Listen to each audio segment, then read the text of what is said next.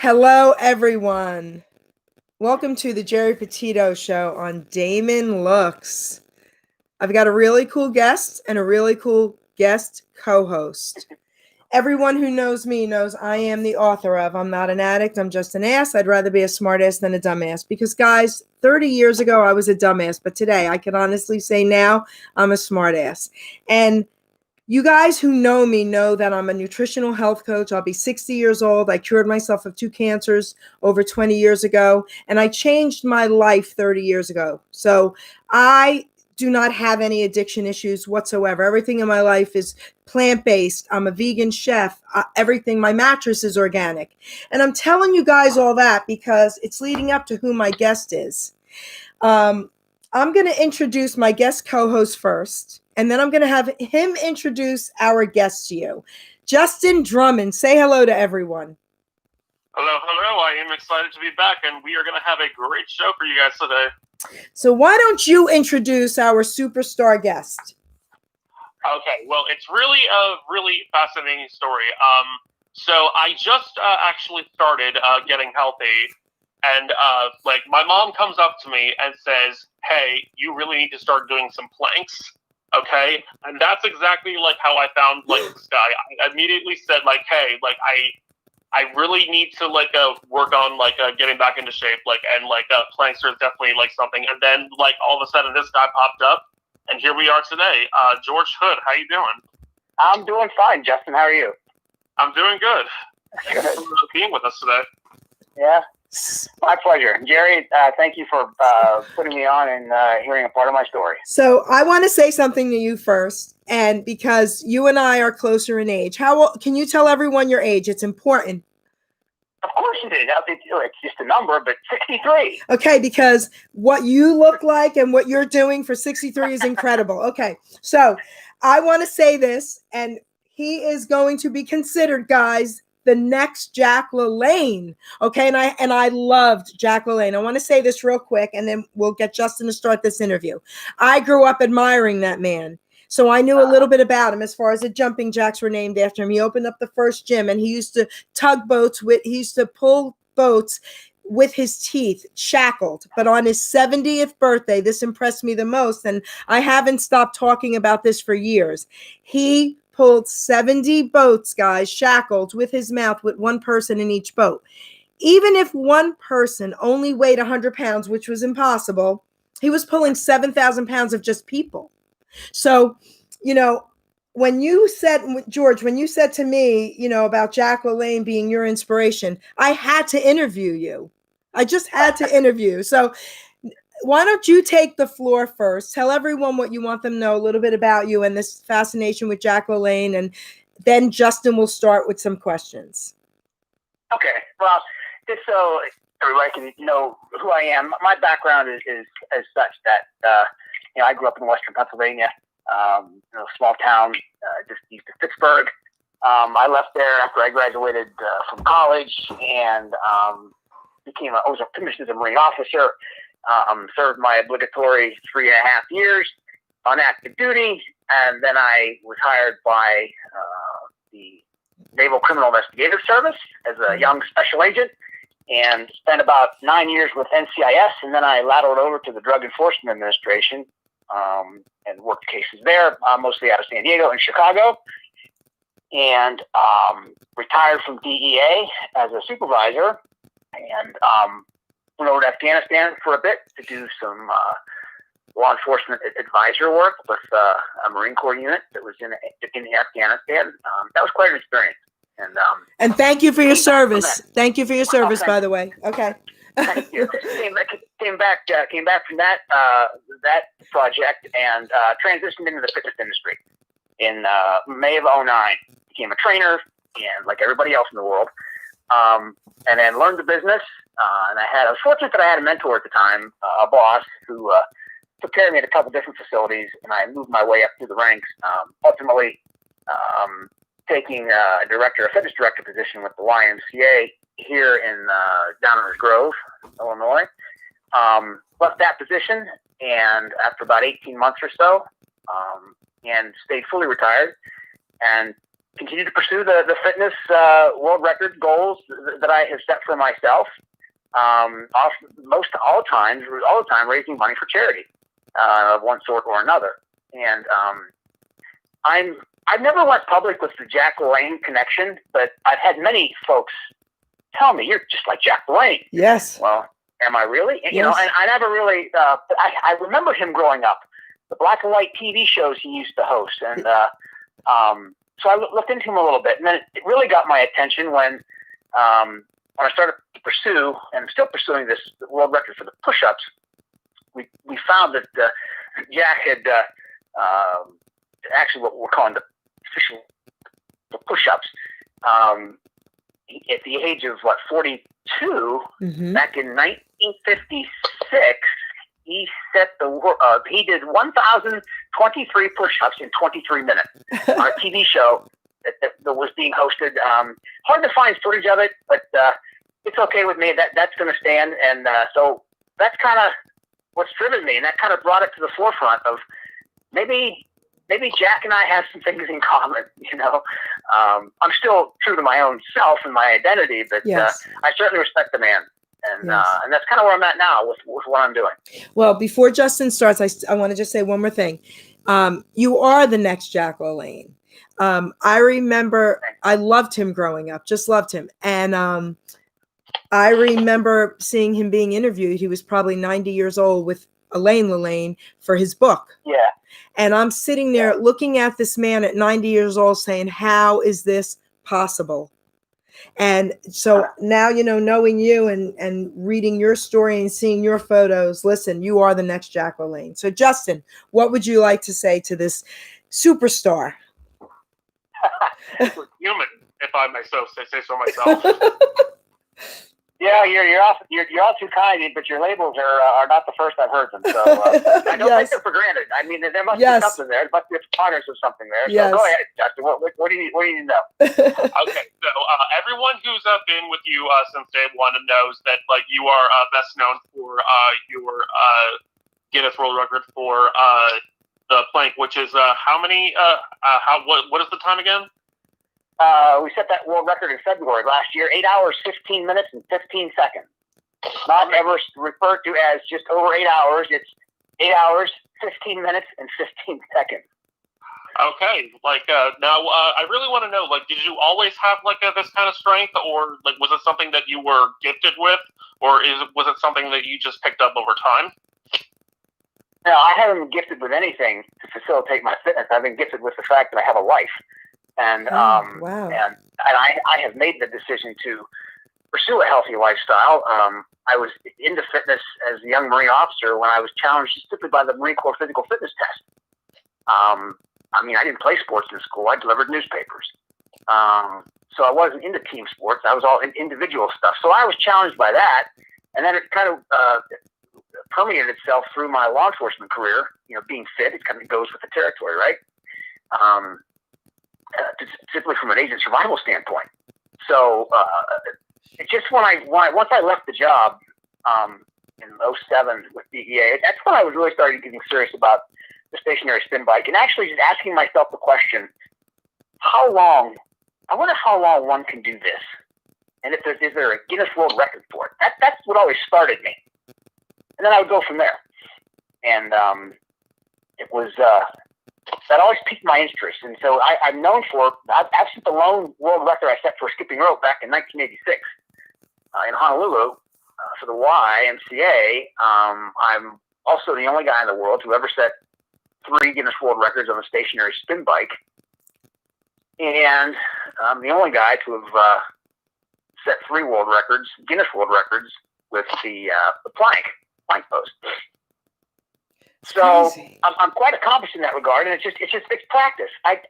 People keep asking me what do you do? It's nothing magical. It's just I get up every day and I go to work like you all do, and I do my routine. I'm committed to that.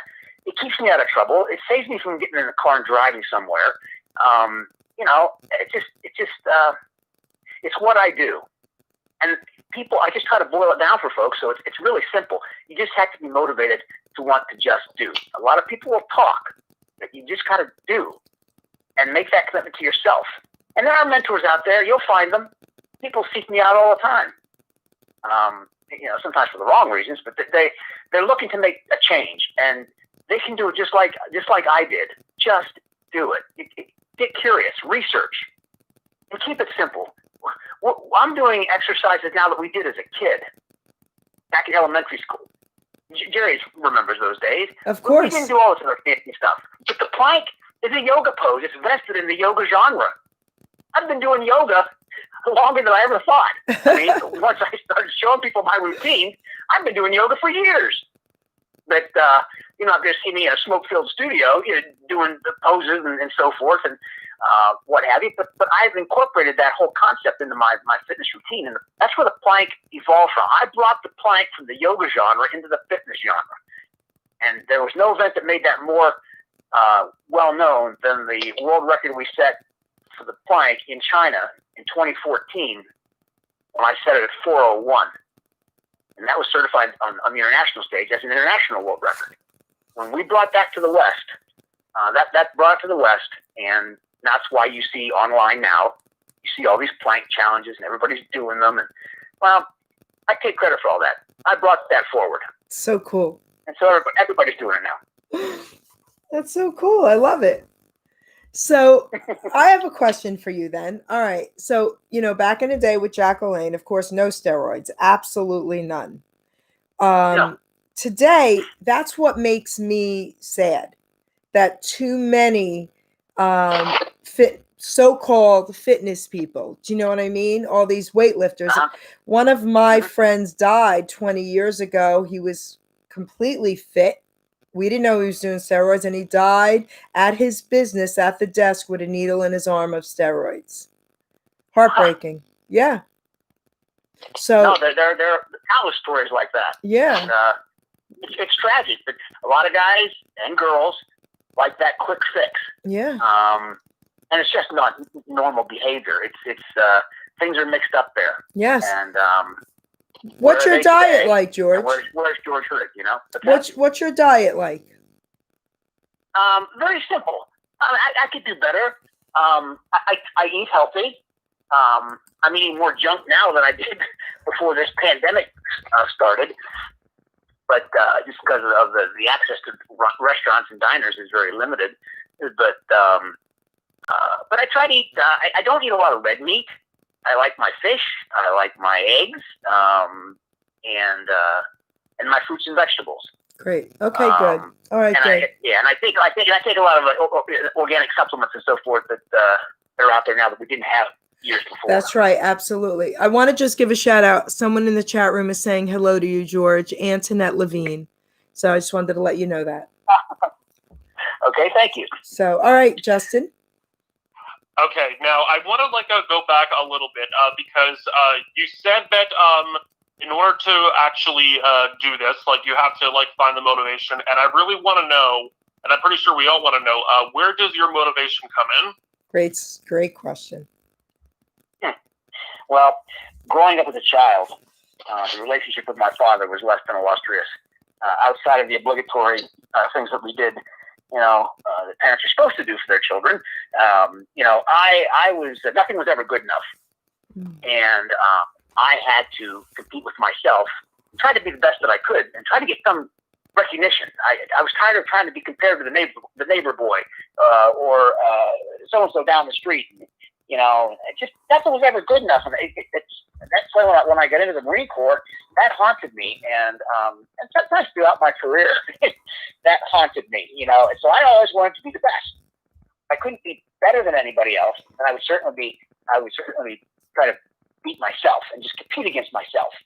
And ultimately, I would become the best at what I do and become an inspiration for others to do the same thing. So it's that's the psychology of it all. Just that nothing was really ever good enough. So I always wanted to be the best and challenge myself with something. Nothing outrageous, just generally related to fitness, cycling, spinning rope, push-ups, the plank, that stuff.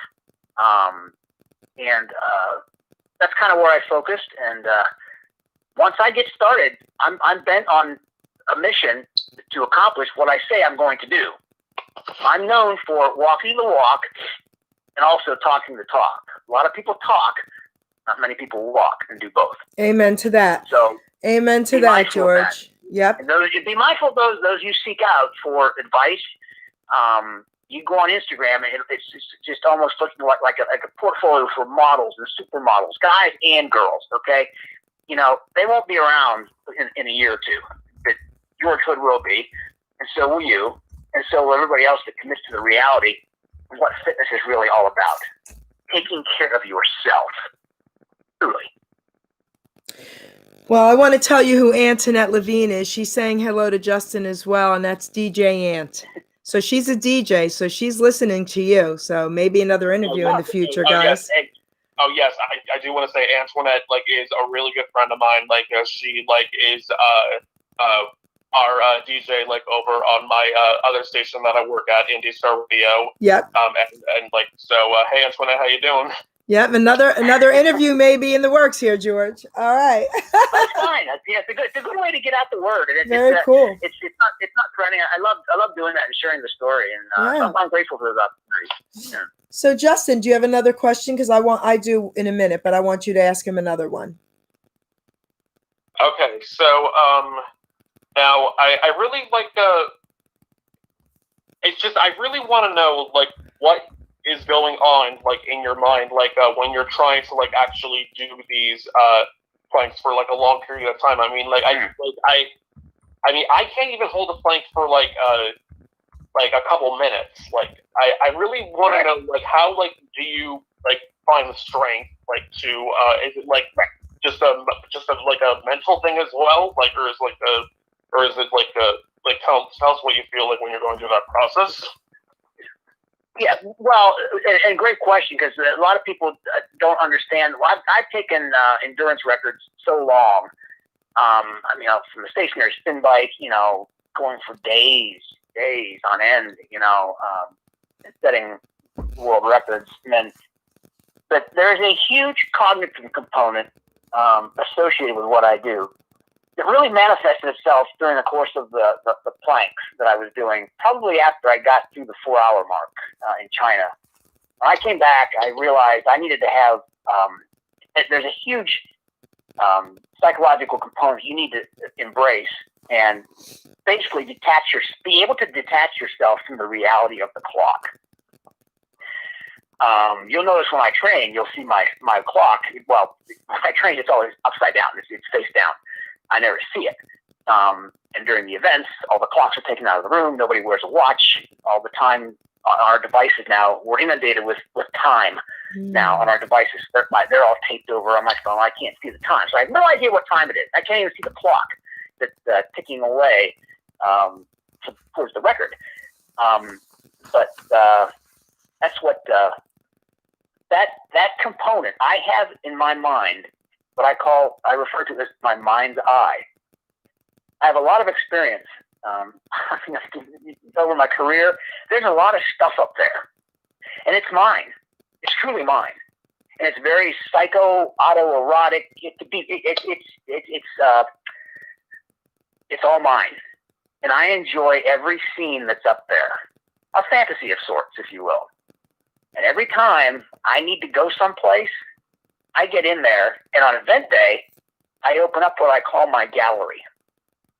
So everybody can see the magic that takes place and enables me to get to where I need to get to go super long, okay? And when that gallery is open, nothing is for sale. It's mine, and I'm entitled to it.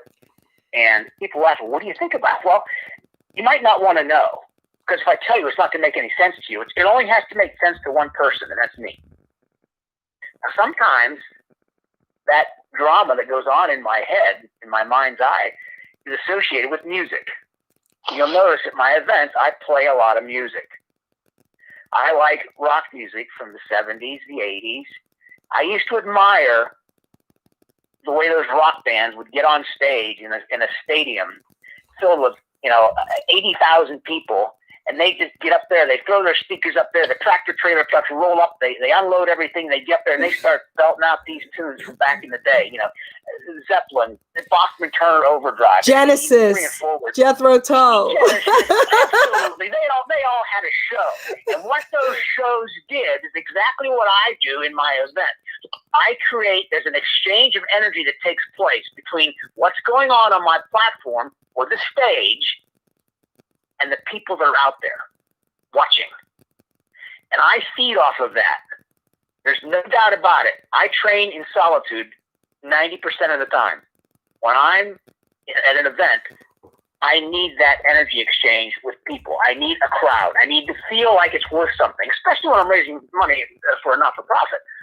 I need to feel that it's worth something and that I'm wanted, that I'm loved, because it hurts, okay? It's not pretty. It really is agonizing. It's extremely uncomfortable. It's what I call performance under duress. Sometimes when that music gets loud, it's because I'm hurting, okay? And I need to just, when the demon jumps on my back and wants to shut me down, I just turn the music up, because demons don't like loud music. They'll go away. And I have a cognitive conditioning coach, Renee Cobley, who I was fortunate enough to have met last year when I was doing the course of my long planks and prep for the February event. Her and I, we connected, and she knows the business. She's a cognitive conditioning coach, trains ultra-endurance athletes. She's from Australia. Her and her husband and daughter came to the event in February to be with me. She was at the platform. You see her in a lot of the footage and so forth. But she's up there on that platform, and her partner, Karen Coffey, has been with me before. They're used to what it's like to perform under duress. Okay? So they're very helpful at keeping me focused and telling me that, George, the kids up in the balcony, they just heard what you had to say, and some of them are crying. Some of them are actually motivated by what you're saying. See, that feeds me, because I can't see them, because I'm on a platform looking one direction.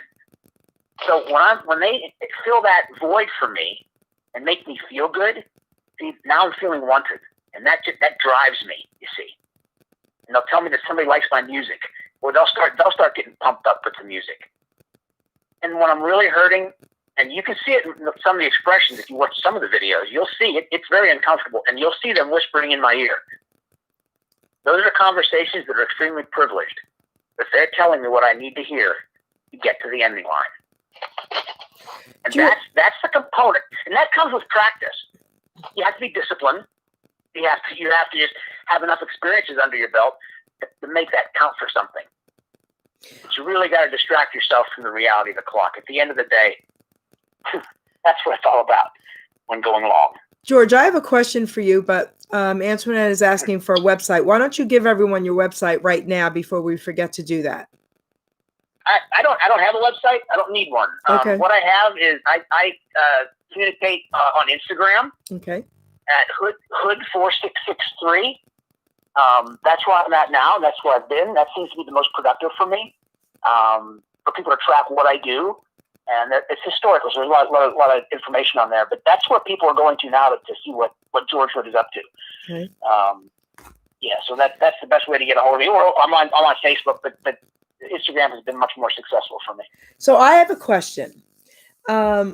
Okay, so when you say you're in pain and it hurts and all that, and I can imagine, the mom in me, and the Italian grandmother in me, I'm like, and the nutritional health coach in me, I should say that as well. I always think, listen to your body, listen to your body, listen to your body. Uh-huh.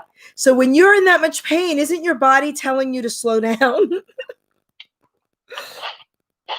Yes, if it wants to ruin the thing, but it's I'm careful because I've trained to get where I have to get to. Okay. It's I'm not in it's not unfamiliar territory. Okay. I mean I've planked for 10 hours, 10 minutes, and 10 seconds. I mean I do have the international world record, which is 10-10-10. Wow. That was actually set number 1 of the 24-hour marathon I did to accumulate.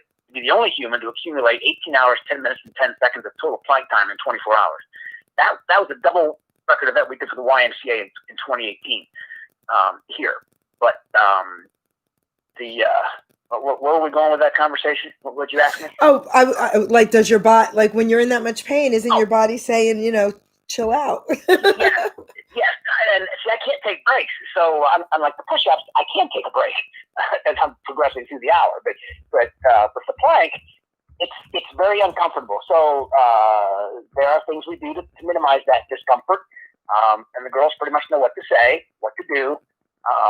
But it's caring, and yeah, I like to feel wanted. A warm hand on the small of my back does wonders for me, or simply on my shoulder. The power of touch manifests itself when you're under duress. It truly does. And I'll be honest with you, there are a lot of the people on my crew are females, and I'll be honest with you, because females are inherently very nurturing. Yes. Like you were referring to. Yes. See, back in the day, in World War I, when you had soldiers come off the battlefield and they're in that MASH tent and they know they're gonna die from their wounds. What's the last thing they see by their bedside? Their mom. It's the army nurse, right? Oh, I thought they're in their minds, their mom. Well, yeah, no, but it's that nurse that's there with them at the time. Yes. Okay, and that's how I function. I thrive on that, and that makes me feel good. It takes away some of the pain. We get distracted, and then ultimately numbness sets in. It's the point where you don't feel anything, but you still have to maintain your pose. And they keep me true. I mean, it's really if I'm upset because I see something out in the crowd that's disturbing, if something's going wrong, I tell it to them. And I can get very angry. Okay. And they've seen that. I get very angry up there, and I'll lash out. But the nurturing is very important to me. I don't want to feel like I'm alone. Okay. Well, the time is flying by. Justin, we'll let you have one more question if you'd like. Yes, I do want to ask you, because I know that you do have to go soon. We want to give you the chance to promote anything that you are currently working on or setting up for a couple while down the road. Well, sure. I'll use this interview to let you know, and we'll go public with the fact that I'm going to attempt the Guinness World Record for the most push-ups in 1 hour. Woo! The record was just reset by the same gentleman who's held it before in Australia in June of this year, or of last year, 2020. He set it. He moved it to 2,919 push-ups in 1 hour. Now the rules are simple. You can take a break whenever you want, but the clock keeps ticking. So you can drop your knees and you just get into a rhythm and push through. I've already superseded Jack LaLanne's world record, and I'm on pace. I want to be the first human to exceed 3,000. Oh my. So that's the goal I set on. So I knocked those out I'm doing about 6,000 plus push-ups a day. I just finished the training week that ended last night. I ended up with 40,000 plus push-ups for the week. So that's kind of where and I just went over. I'm the first guy, unless you know somebody else, who just did 1,033,488 push-ups in 2020. And I counted every single one of them. What? Okay. I did. I set a goal last year, the first part of last year, when I was doing push-ups. They were supplementing my plank training. Now planks supplement my push-up endeavors. But I went over the million mark. It's amazing. Realized that I could do 1 million, and I did. And I did a slide on Instagram. That got a lot of attention. There's nobody else in the world I know of that has done 1 million plus. They haven't shown themselves. That's okay. But I went over 1 million. That made me feel good. So now we're on track to set that Guinness World Record soon, probably in the first part of this year. Well, I want to thank you guys. We're getting ready to close the show. George is very tight with his schedule, and that's great. This interview was awesome. First of all, Justin, I want to thank you. And Antoinette is saying what a great job you're doing. I want to thank you. Once again, you brought it, kiddo. Amazing, amazing. Tell everyone how they can reach out to you, Justin. Yes, well, first of all, I definitely want to thank you, George, for taking the time out of your very busy life to join us today. I really am excited, to share, I'm really excited to share to listen, what you all have to offer. And if you would like to send me your story or be considered for an interview, please shoot me an email at justdrump1997@gmail.com or reach out to me on my Facebook page. So, George, I personally want to thank you as well, because this was a really cool show. Again, Jack LaLanne was someone I looked up to and just admired growing up. And here you are, the next Jack LaLanne. I think you're incredible. I want to thank you for the time today. And I want to tell you guys, I broke a little record here as well. Since we're talking about records, I was enshrined in 2019 into the Internet International Hall of Fame for radio show hosts. I've only been doing radio for 5 years, and today is my 500th show with you. So that is pretty cool. I wanted to make that announcement. So with you, the world record breaker, I just broke another one for my 500th show today. How about that? There you go. You got the right idea. Okay, baby. More people need to do that. All right. Yeah. So I want to close this incredible show out with a poem I wrote called Change Your Choice, because that's what we're talking about here, guys. Whether it's drugs or your food habits or not working out or being unhealthy, your thoughts, your mind, your soul, whatever it is, you have the power to change. It's your choice. So here we go. I had a life-changing moment that I knew how to be, and the only way to change things was to first start with me. So I looked in the mirror and woke up one day and thought to myself I needed to pray. So I asked God to change me, to help me stay strong, to clean up my mess, to right what's been wrong. I cleaned up my diet, I cleaned up my room, I cleaned up all habits, guys, with this old dirty broom. I kept going forward and never looked back. I refused to derail, stayed on the right track. I realized my worth and all that did matter through my selfish behavior, the lives I had shattered. I finally decided at 30 years old, guys, to stop abusing my body, my mind, heart, and soul. My life-changing choice that I had once made, almost 30 years now, my debt has been paid. So you read all my thoughts on how to stay clean. It's all or nothing, my friend. There's no in between. To live or to die is a choice you must make. Your life is not worthless and you're not a mistake. One day at a time is a slogan you've heard. It works if you work it while applying his word. For you to get healthy, for your mind not to fail, escaping reality will keep you in jail. With addictive behavior, sex, drugs, food, or money, substituting addictions, now isn't that funny? I'm not an addict, this too shall pass. I'm not an addict, I'm just an ass. I want to thank everybody out there for listening. Please share this video. George Hood, you rock. You rock. Thanks, Geri.